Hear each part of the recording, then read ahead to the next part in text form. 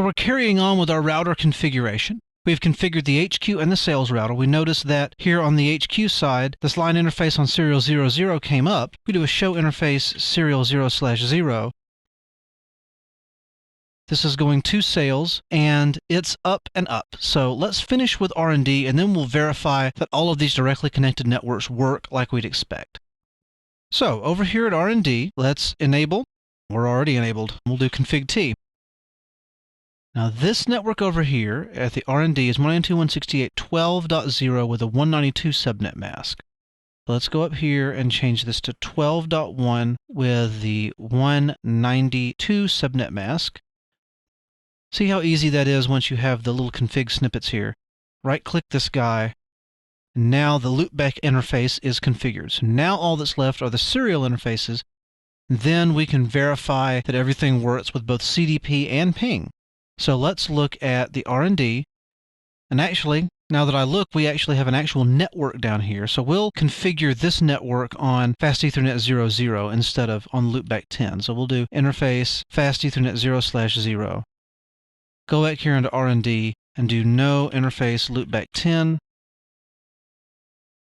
Copy that out, paste it into here. So now we've moved the configuration over to the actual Fast Ethernet. Serial 0 goes to sales, serial 1 goes to HQ. So we'll do interface serial 0/0, description to sales. Let's look over here on the sales router and see show interface serial 0/1. We used the .15 network between them, so this has to be 15.2. So we'll go back to R&D and do IP address 192.168.15.2. 255, 255, 255, 252. No shut. So that should bring up the link between R&D and sales. We'll do interface serial 0/1, description to HQ, IP address, and let's verify over here on HQ what addresses we used. So this is to R&D. We need to do 14.2 over here in R&D. So we'll go back to R&D and do 192.168.14.2, 255, 255, 255, 252. No shut. So we'll write the config on all of these routers. And so now everything should be up. If we go up here to HQ and we do show CDP neighbors, we should see sales and R&D in our CDP table. Now we only see sales because the serial 01 just came up a few seconds ago. So let's give CDP a little bit of time to send some packets across there.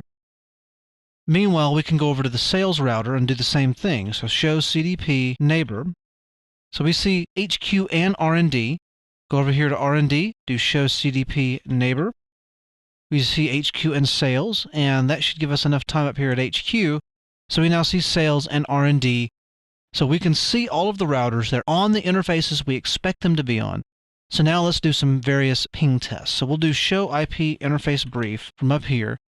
We can do ping 192.168.13.2.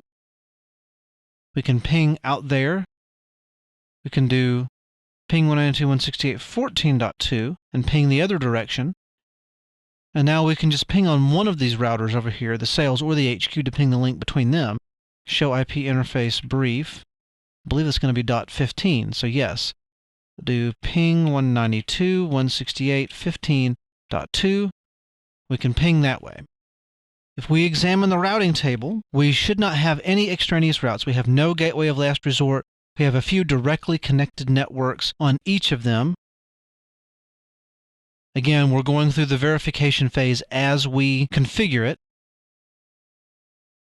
And again, we'll check R&D, show IP route, just to make sure that it does see all of the directly connected networks. And it does. We don't see our Ethernet network because we'll have to go into interface Fast Ethernet 0/0 and do a no shut to bring that interface up. And then we should also see that in the routing table. And there is our Fast Ethernet network, the .12 network. So that has the routers configured. They are all configured. They are all able to be seen on layer 2 and layer 3.